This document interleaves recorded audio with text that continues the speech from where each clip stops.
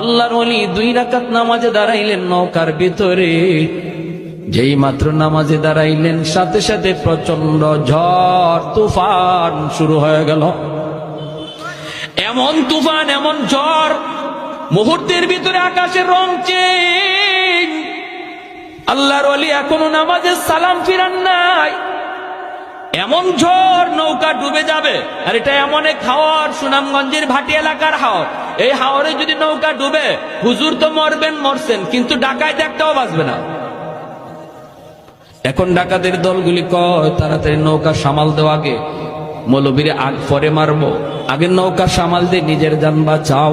ওরা তুফান আর ঝড়ের কবল থেকে নিজেকে বাঁচানোর জন্য নৌকা সামাল দিতে লাগলো, নৌকা সামাল দিতে লাগলো।